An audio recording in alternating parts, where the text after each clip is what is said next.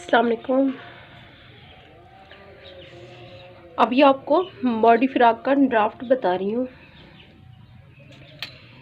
सबसे पहले आपने जो लंबाई होगी, लंबाई को दरमियान में फोल्ड कर देना है। फोल्ड किए हुए को फिर डबल फोल्ड कर देना है।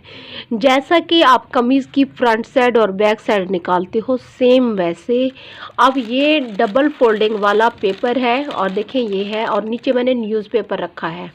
ये मतलब यहाँ पे मैंने ये इसलिए रखा है मैंने नीचे, क्योंकि मैं पेपर बचाना चाह रही थी, क्योंकि मैंने लाइनें दिखानी है यहाँ पे, और नीचे का वैसे कटिंग में बैक साइड आ जाएगी। तो आपने इस तरीके से रखना है, यानी कि ये 4 हो जाएंगे, 2 ये हो गए और 2 ये। तो इस तरीके से आप देखें, सबसे पहले आपने निशान लगाना है लंबाई की जानिब, ऊपर से थोड़ा सा गैप छोड़ते हुए, क्योंकि जो लाइनें लगाऊंगी वो आपको वाज़े दिखनी चाहिए। यहाँ पे देखें, थोड़ा सा गैप छोड़ते हुए आपने एक नुक्ता लगाना है। पहला नुक्ता आपने लगाना है 11.5 सेंटीमीटर पे, 11.5 सेंटीमीटर पे ये नुक्ता लगाने के बाद दूसरा नुक्ता आपने लगाना है 20.4 सेंटीमीटर पे, 20.4 सेंटीमीटर पे एक और नुक्ता लगाने के बाद कुल लंबाई लेनी है आपने 40.9 सेंटीमीटर, और स्टील फुट की कुल लंबाई 40.9 सेंटीमीटर नहीं होती, तो 30 पे आपने एक नुक्ता लगा देना है। 30 के आगे आपने 10.9 सेंटीमीटर ले लेने हैं।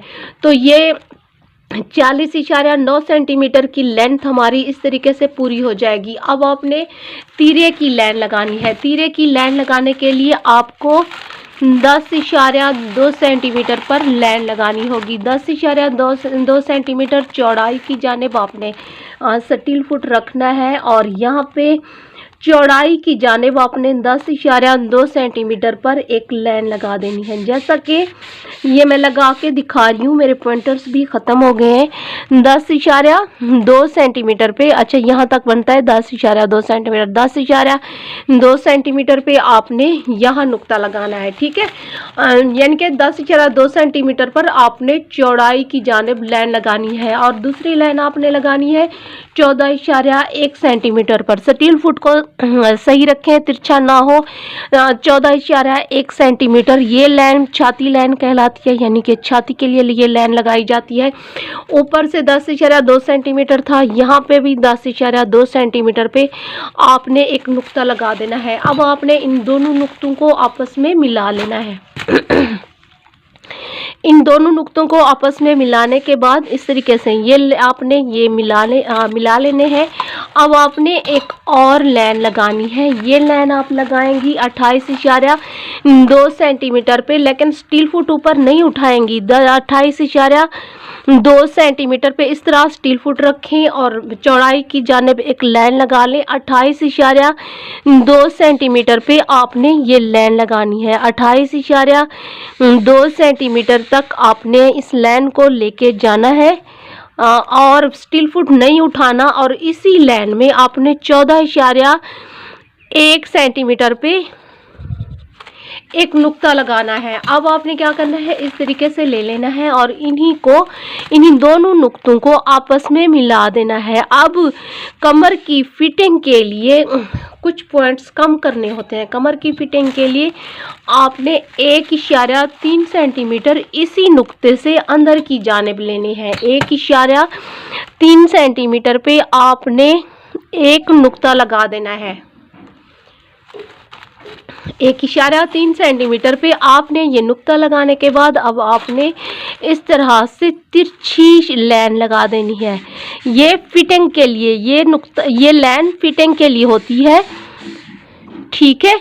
इस तरीके से आपने इसकी फिटिंग करनी है। अब आपने गले की बैक साइड के गले के लिए एक नुक्ता लगाना है 3.8 सेंटीमीटर पे। 3.8 सेंटीमीटर पे आपने एक इस तरीके से 3.8 सेंटीमीटर पे एक नुक्ता लगाते हुए 1.3 सेंटीमीटर आपने इसी के ऊपर लेना है। 1.3 सेंटीमीटर ऊपर की जानिब आपने इस तरीके से लाइन लगा देनी है। और सॉरी, माजरत के साथ आज जितने पॉइंटर्स चेक कर रही हूँ सारे के सारे मेरे ख़त्म हुए पड़े हैं। अब यहाँ से 1.3 सेंटीमीटर आपने ऊपर की जानिब लेने हैं और यहाँ नीचे से भी 1.3 सेंटीमीटर पे एक नुक्ता लगा देना है। 1.3 सेंटीमीटर पे एक सिर्फ नुक्ता लगाना है, ठीक है। 1.3 सेंटीमीटर पर नीचे की जानिब। अब इसी नुक्ते से आपने 6 पॉइंट बाहर की जानिब निकालने हैं। 6 पॉइंट बाहर की जानिब निकाल लिया इस तरीके से, ठीक है। 6 पॉइंट्स बाहर की जानिब निकालना है। अब आपने इसी लाइन से बैक गले की गुलाई करनी है, शेप दे देनी है, ठीक है। इस तरीके से आपने, अच्छा एक ही लाइन लगानी है, मैं जो ज़्यादा लाइनें लगा रही हूँ क्योंकि मेरे जितनी पेंटर्स हैं वो सारे ख़त्म हुए पड़े हैं, तो अभी मैंने मंगवाने हैं। तो ये देखें 1.3 सेंटीमीटर और ये देखें जो 6 पॉइंट्स वाली लाइन लगाई थी, इसको आपने इस तरीके से स्टील फुट रखना है इस तरह से, और एक तिरछी लाइन लगा लेनी है क्योंकि हमारे जो कंधे होते हैं वो तिरछे होते हैं, सीधे नहीं होते। इस तरीके से आपने ये लाइन लगानी है। अब आपने अंदाजे से जो भी ये लंबाई है इसके दरमियान में अंदाजे से भी नुक्ता लगा सकती हैं, नाप कर भी लगा सकती हैं। मतलब जितनी लेंथ यहाँ से यहाँ तक होगी आपने नाप लेके दरमियान में, मतलब एक नुक्ता लगाना होता है तो आपने दरमियान में नुक्ता लगा देना है। यहाँ से ये देखें इस तरीके से आपने ये लाइन लगा देनी है। यहाँ पे ये थोड़ा सा 10.2 से ये वाली लाइन आगे मुझसे लगी थी, लेकिन 10.2 पे नुक्ता लगाना था। इस लाइन को देख के परेशान ना होइएगा कि ये किस चीज़ की लाइन है। अब देखिए यहाँ से हमने दरमियान की गुलाई लेनी है। गुलाई आपने लेनी है यहाँ से इस तरह से, ठीक है। यानी कि जो गुलाई होती है वो दरमियान से की जाती है। माजरत के साथ कि मुझे ज़्यादा लाइनें लगानी पड़ रही हैं क्योंकि मेरे पॉइंटर सारे आज ख़त्म हुए पड़े हैं। ये अभी मैंने मंगवाने हैं। गले की, फ्रंट गले की लंबाई के लिए आपने 5.1 सेंटीमीटर पर लंबाई की जानिब नुक्ता लगाना है। 5.1 सेंटीमीटर पे आपने नुक्ता लगा देना है और अब आपने फ्रंट गले की गुलाई मुकम्मल करनी है। ये किस तरह से करनी है ये मैं अभी आपको करके दिखाती हूँ। अगर गुलाई पे आपकी प्रैक्टिस होगी तो गुलाई लगाना कोई मुश्किल काम नहीं है, ठीक है। इस तरीके से आपने ये गुलाई मुकम्मल कर लेनी है। अब देखें ये इस तरीके से ऊपर बॉडी का ड्राफ्ट मुकम्मल हो गया। दोबारा सुन लें, फ्रंट गले की लंबाई है 5.1 सेंटीमीटर, चौड़ाई है बैक गले की 3.8 सेंटीमीटर, ऊपर की जानिब 1.3 सेंटीमीटर लिया। यहाँ से बाहर की तरफ 6 पॉइंट्स बढ़ाए थे। यहाँ से नीचे की जानिब 1.3 सेंटीमीटर पे नीचे नुक्ता लगाया। ये नुक्ता दरमियान में लगाया था। इस तरह से तिरछी लाइन लगाते हुए दरमियान से गुलाई मुकम्मल की। तीरे की जो ऊपर से तीरे की चौड़ाई थी, चौड़ाई है 10.2 सेंटीमीटर। छाती लाइन है 14.1 सेंटीमीटर। 14.1 सेंटीमीटर पे हमने एक नुक्ता लगाया और 14.1 सेंटीमीटर पे ये नुक्ता लगाया और टोटल इसकी जो चौड़ाई है वो है 28.2 सेंटीमीटर। यहाँ पे फिटिंग के लिए 1.3 सेंटीमीटर अंदर की जानिब नुक्ता लगाकर ये तिरछी लाइन लगा दी। अब जो फिरल है इसकी, जिससे हम चुनट देंगे, उसकी कुल लंबाई है, यानी कि इसे बॉटम कहा जाएगा। बॉटम की कुल लंबाई है 28.2 सेंटीमीटर और 28.2 सेंटीमीटर पे कुल लंबाई जहाँ पे थी वहीं से आपने चौड़ाई की जानिब लाइन लगा लेनी है 28.2 सेंटीमीटर पे।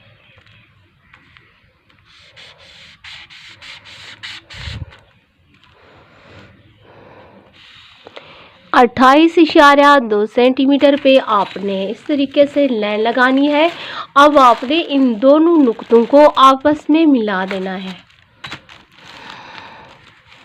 इस तरीके से आपने स्टील फुट रखते हुए दोनों नुक्तों को आपस में मिला लेना है। इस तरीके से आपने ये लाइन लगा देनी है। अब आपने 1.3 सेंटीमीटर लंबाई की जानिब मज़ीद लेने हैं। ये इसलिए ली जाती है कि जो बॉडी फ्रॉक होता है उसको थोड़ी सी शेप देनी होती है। ये देखें 1.3 सेंटीमीटर बढ़ा के रखते हुए एक मैंने नुक्ता लगाया। अब इसी नुक्ते से मैंने ये इस तरीके से रखा। अब आपने इसकी गुलाई थोड़ी सी इसको शेप देनी होती है। और जितने पॉइंटर्स थे मेरे एक साथ ही ख़त्म हो गए, क्योंकि मैं सारे पॉइंटर्स साथ रख के बैठती हूँ, कोई भी उठा लेती हूँ जब यूज़ कर रही होती हूँ। तो आज जो पॉइंटर्स भी मैं उठाती हूँ वही मुझे ऐसे मिल रहा है। और ये देखें, अब इसको मैंने थोड़ा सा ऊपर कटिंग भी किया कि किसी तरीके से ये थोड़ा सा लिखने के काबिल हो जाए। देखें इस तरीके से आपने हल्की सी शेप देनी होती है और इस तरीके से बॉडी फ्रॉक का ड्राफ्ट किया जाता है। कटिंग बहुत ज़्यादा आसान है, कटिंग कोई भी मुश्किल नहीं है, सिर्फ आपने ड्राफ्ट को समझना होता है। अब मैं इसकी जल्दी जल्दी आपको कटिंग करके दिखाती हूँ कि इसकी कटिंग किस तरह से की जाएगी। तो ये देखें, इस तरीके से बॉडी फ्रॉक का ड्राफ्ट किया जाता है। कटिंग करना बहुत ही ज़्यादा आसान है, ठीक है। हमने अपनी फ्रिल को निकाल के अलग कर लेना है। यहाँ पे थोड़ी सी शेप देनी होती है और यहाँ पे थोड़ी सी इस तरीके से गुलाई होती है। अब ये करने के बाद हमने इसको भी कटिंग कर देना है। ये क्या बन गई हमारी फ्रिल की फ्रंट साइड और बैक साइड। फ्रंट साइड और बैक साइड की ये फ्रिल हो गई। बैक साइड का गला,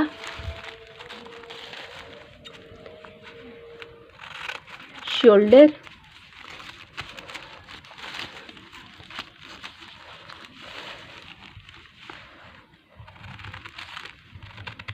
कंधे की गुलाई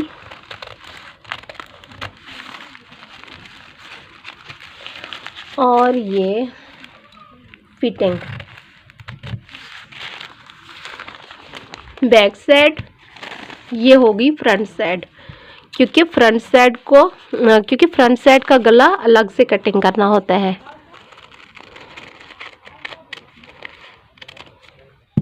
ठीक है, फ्रंट साइड और बैक साइड इस तरीके से हो गई। ठीक है, ये देखें बॉडी ऊपर आ गई और नीचे फ्रिल आ गई, जिससे आप चूनट देंगे। अच्छा, जो इसके अंदर जो लेंस आ रही हैं, ये जो लेंस आ रही हैं ये पहले एक पेपर पे लगी हुई थी। इनको देख के ना परेशान होइएगा कि पता नहीं ये किस चीज़ की लेन आ गई। ड्राफ्ट वही है जो मैंने आपको सिखाया है। बॉडी फ्रॉक की इस तरीके से कटिंग की जाती है। इंशाल्लाह नेक्स्ट वीडियो के साथ मिलते हैं।